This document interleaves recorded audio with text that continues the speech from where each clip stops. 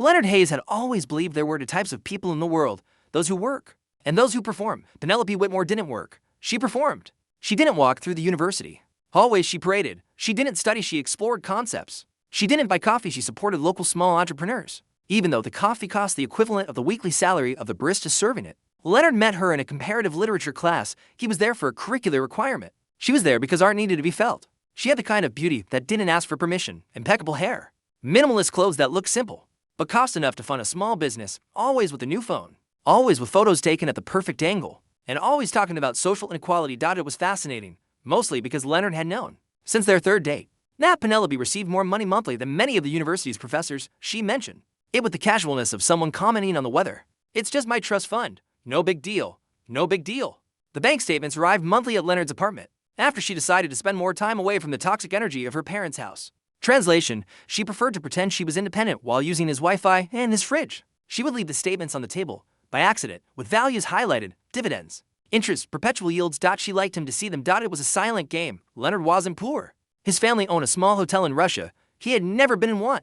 But there was a brutal difference between comfort and generational wealth that reproduces itself. Penelope didn't need to work. She needed to look like she worked. And that distinction is delicious when observed up close. On social media, she was someone else. A bohemian artist, a woman fighting the system, a survivor of capitalist oppression. She posted photos of protests, criticized the 1%, spoke about exploitation, while receiving 6 figures a year just by existing. It was almost poetic. Leonard watched. He wasn't an impulsive man, he was patient, calculating. The type who prefers to understand before reacting. At first, he believed it was just immaturity, a phase, but then came the small signs. Penelope never took him to her parents' house, never officially introduced him as her boyfriend. There was always an excuse. Always it's not the right moment. But she loved posing next to him in photos, the mysterious foreign boyfriend. He played the character well. Tall, athletic, exotic. She liked telling people he had served in the Russian army. It added drama. She admitted the fact that he also worked part-time in a bookstore. That didn't fit the aesthetic. Leonard realized early on that he wasn't a partner. He was an accessory, but still. He liked her, or at least, he liked the version of her that existed when they were alone. Because, curiously, the Penelope in the apartment was different from the Penelope on the internet. Less revolutionary. More comfortable. Less starving artist. More satisfied heiress. Until one day, as casually as suggesting they order pizza, she blurted out, "What if we had an open relationship?" Leonard blinked. Not because he was shocked, but because it was obvious. Open relationships rarely emerge from nowhere. They appear when someone is already emotionally turning elsewhere. He refused. Calmly. No drama. Penelope smiled, that delicate smile that precedes irreversible decisions. A few weeks later, she broke up with him. No fighting. No shouting. No tears. Just a rehearsed speech about different paths. She left half her things in the apartment, clothes, shoes, designer bags, and a full year's worth of bank statements. Leonard offered to return them. She told him to keep them. After that, she vanished. Blocked. Deleted. Rewritten. Months later, Leonard discovered that, on social media, he was no longer Leonard. He was the abusive ex. The manipulator, the near aggressor. She never directly accused him of physical violence. She was more elegant than that. She hinted. Spoke about trauma. About psychological abuse. About rebuilding. The comments were heated. Men promising to break his face. Friends calling her a warrior. She had transformed a common breakup into a heroic narrative, and Leonard watched. He could have ignored it. He should have ignored it. But there was something curious. Amidst the dramatic posts about living paycheck to paycheck, she was still receiving her dividends. Still sitting on millions. Still the same heiress who left statements scattered across the table. Only now, she was officially poor by aesthetic choice, and Leonard began to realize something. Penelope didn't need money. She needed an audience. And no one keeps an audience without a villain. He was convenient. Foreign. Silent. Distant. Perfect for being turned into an urban legend. It was then that Leonard had a simple thought. Not emotional. Not impulsive. Just logical. If she wanted to tell stories, perhaps it was time to present documents. And Leonard still had all of them. Safe. Intact. Waiting. Leonard Hayes was not a vindictive man. He was methodical. There is an enormous difference between someone who explodes and someone who calculates. An explosion is loud, fast, predictable. Calculation is silent, patient, and almost always more devastating. For weeks, he simply watched. Penelope Whitmore was living her best digital life. Black and white photos with deep captions about trauma. Stories of her crying discreetly about toxic relationships. Long text about how privileged men try to silence independent women. She never mentioned his full name. She didn't need to. She left enough clues.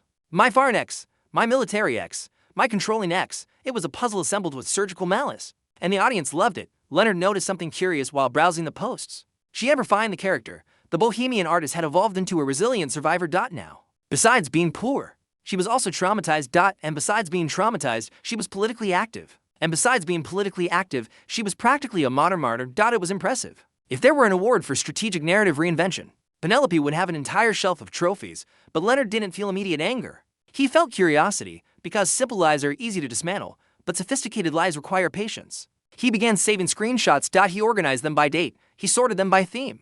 The post about poverty. The post about trauma. The post attacking privileged men. And, of course, the comments. The comments. Men promising violence. Women exalting her courage. People suggesting he be reported to the university. One group even discussed whether they should contact the academic board to review his record. Leonard had already finished his master's. He was already back in Russia. He was already working. But that didn't matter. A digital narrative doesn't need real context. It needs emotional fuel. And Penelope was an expert in gasoline. He decided to check one last thing. The new boyfriend. Benedict Cole. Long hair, round glasses, meticulously scruffy beard. He worked 9 to 5 at a sustainable startup that produced biodegradable packaging for organic cosmetics. He was the complete package. He also believed Penelope was a struggling artist. He posted photos of them sharing a simple but charming apartment. Leonard recognized the bag in the photo with the living room. In Hermes, valued at over $9,000. The same one she had left in his closet when she broke up with him. Curious how forgotten objects reappear when the script demands it. It was at that moment Leonard realized something even more interesting. Penelope hadn't just lied about him. She had lied about herself to everyone, including her own boyfriend. And that made the situation delicious, because lying to enemies is common. Lying to allies is strategic suicide. Leonard went back to the folder where he kept the statements. An entire year. Monthly dividends, accumulated earnings, the name of the trust fund's grantor, her great-grandfather, a recognized name in the American financial sector, the dates, the amounts, the zip codes. Everything legitimate. He could have simply posted it, but that would be vulgar, impulsive, and Leonard was not vulgar. He decided to assemble a dossier, not for the entire internet. But for the right audience. First, he did something simple. He gathered her most dramatic posts, the one where she said she lived paycheck to paycheck, the one where she criticized heirs, the one where she spoke about never having had privileges. Then, he placed the bank statements alongside them. He highlighted the values in red marker. He didn't exaggerate, he didn't alter, he didn't edit numbers. He just highlighted them. Next, he included a special detail, the post where Penelope claimed she couldn't have children due to a traumatic event. Leonard remembered very well the PDF she had sent years prior, the voluntary surgery. Over $10,000 paid for a tubal ligation. He didn't need to comment. The image spoke for itself. He didn't publish anything yet. First, he did something even more elegant. He sent a box to the NGO where Penelope worked, a nonprofit organization she mentioned frequently. In the box, the designer bags, the shoes. The clothes, a simple note.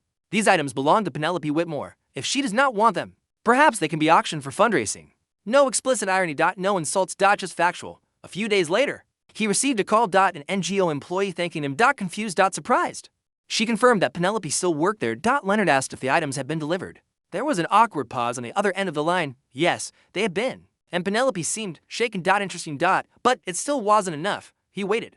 2 days later, the first cracks began to appear. Penelope made a defensive post. Speaking about envy as people trying to discredit independent women, she didn't cite names. But the tone was different, less heroic, more nervous. Leonard decided it was time. He didn't publish on his own account. He sent the material to 3 strategic people. A friend of hers who still followed him, a mutual acquaintance. And, discreetly, to Benedict. The message was simple. Maybe you should verify this. Some explanations. No threats. No additional context. And then, he waited. The domino effect isn't loud at first. It begins with silence. On the first day, nothing. On the second, deleted comments. On the third, followers began to disappear. On the fourth, Benedict deleted the couple's photos. On the fifth, Penelope made a post saying she was undergoing coordinated attacks. Coordinated. It was funny. Leonard was alone in his apartment in Russia. No army. No campaign. Just documents. But for those who live off narrative, the truth looks like a conspiracy. A week later, her profile was private. 2 weeks later, her followers had dropped by half. 3 weeks later, it vanished. As if it had never existed. Benedict disappeared too. The NGO removed her name from the website. Leonard found out through the same employee that Penelope had decided to take some time off. She went back to her parents' house, the classic plan B. When you criticize the system while living off it, it's always good to have a luxury bedroom waiting. Leonard never received a formal threat. He was never sued. He was never reported.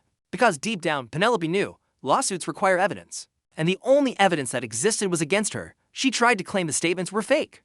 But she could never explain how someone would have access to 12 months of legitimate bank documents with correct dates and numbers. She could have kept silent, she could have ignored it, but she decided to try and fight back. And by trying, she confirmed it, because those who scream too loud are usually hiding something. Leonard didn't publish anything else. He didn't need to. The audience had already seen . And when the audience sees hypocrisy exposed with numbers, no artistic speech can save it. The most curious part, he didn't feel immediate joy. He felt something more sophisticated, mathematical satisfaction. An equation solved. She built a lie, he applied documents, predictable result. But there was something even more intriguing. Leonard began to realize that Penelope was never really about money. It was never about activism. It was never about art. She was about validation. And when validation depends on a lie, a single piece of evidence is enough to implode everything. And Leonard still had one last piece, a piece that he had not used.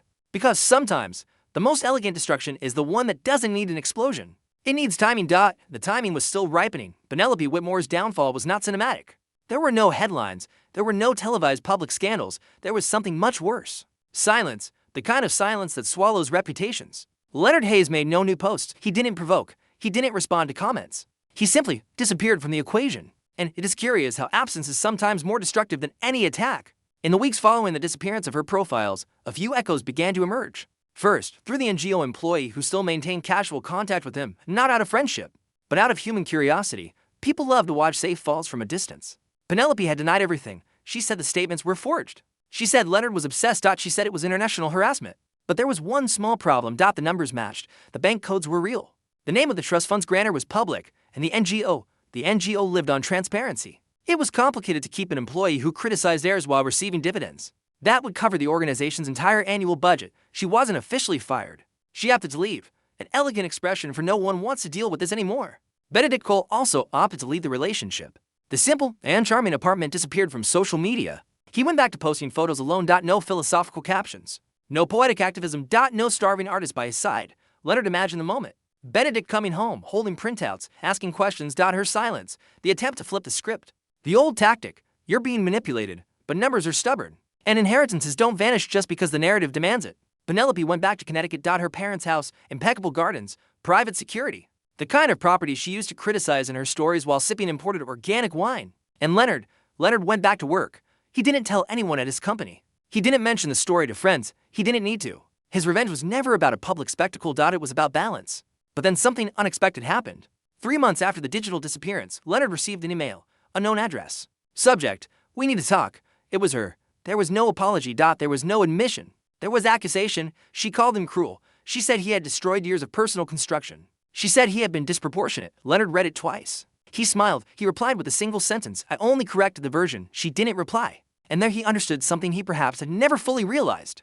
Penelope never believed he would react. She believed he was predictable. Silent. Controlled. Too much of a foreigner to face the American social court. She believed she could mold him in his absence. But Leonard had a quality she underestimated. Memory. He kept everything. The conversations. The statements. The surgery PDF. The posts. She lived for performance. He lived for records. And records beat performances when the audience starts asking questions. A few months later, out of morbid curiosity, he tried searching for her name again. Nothing. No public profile. No active account. It was as if Penelope Whitmore had evaporated from the internet. But people like her don't disappear. They reinvent themselves, and Leonard knew that. What he didn't expect was the final piece of the puzzle. About 6 months later, he received a message from Chloe Bennett, a former university classmate. She had seen the material circulating discreetly at the time. Now, she was writing a dissertation on digital identity construction and asked for permission to cite the case anonymously. Leonard laughed. Of course Penelope would. Become a case study. It was almost inevitable. Chloe mentioned something interesting. After the scandal, rumors surfaced at the university that Penelope had done the same to a previous ex. The narrative of abuse. Cancellation. Strategic disappearance. Leonard wasn't the first. He was just the first who kept documents, and there was the true conclusion. He didn't just destroy her reputation, he broke the pattern, because once someone is exposed, the next target investigates, the next audience questions, the next boyfriend asks. The performance is never the same after the illusion fails in the face of numbers. Years later, Leonard still thinks about it occasionally. Not with pride. Not with guilt, but with clarity. He could have ignored it. He could have moved on with his life without interfering. But then her narrative would have become the unquestionable truth. And perhaps that is what bothered him most, not the lie, but the possibility that she would prosper through it. Some people destroy reputations with words, others restore balance with proof. Penelope wanted a stage. She wanted a villain. She wanted applause. What she got was an audit. And audits are merciless. Leonard never shouted. Never threatened. Never cursed. He just sent a box and attached statements. And sometimes, that is all that is necessary. Because when someone builds an entire identity based on performative outrage, all it takes is a single legitimate document for everything to crumble. Like a poorly assembled theater set. Her life didn't end. She remained a millionaire. She remained an heiress. She continued living in comfort. But something changed forever. Credibility. And for someone who lived for public validation, that hurts more than any financial loss. Leonard never received emails from her again. He never heard her name in relevant context again. She returned to the silent world of the truly wealthy. Where money talks quietly. And reputation is protected behind closed doors. Ironically, the only place where she would never need to pretend to be poor. And so the story ends. Not with an explosion, but with a correction. She wanted to destroy his image. He destroyed her narrative. And in the end, she still had millions. But she had no audience. And for someone like Penelope Whitmore, that was the true disaster. She returned to the silent world of the truly wealthy, where money talks quietly. And reputation is protected behind closed doors. Ironically, the only place where she would never need to pretend to be poor. And so the story ends. Not with an explosion. But with a correction. She wanted to destroy his image. He destroyed her narrative. And in the end, she still had millions. But she had no audience. And for someone like Penelope Whitmore, that was the true disaster. Now tell me one thing, was Leonard cruel? Or just fair? When someone builds their own reputation on lies and you possess the proof, that dismantles everything. Do you stay silent? Or do you hand over the documents? Would you have done it differently? Because in the real world, there is no perfect court. There are only versions, and the one who controls the narrative almost always wins, unless someone has the receipts. If you like stories where the truth appears with numbers highlighted in red, where the mask falls not because of drama, but because of evidence, then perhaps this won't be the last elegant fall you witness. But before that, I want to know, would you have pressed the button, or let the millionaire keep performing? Tell me here.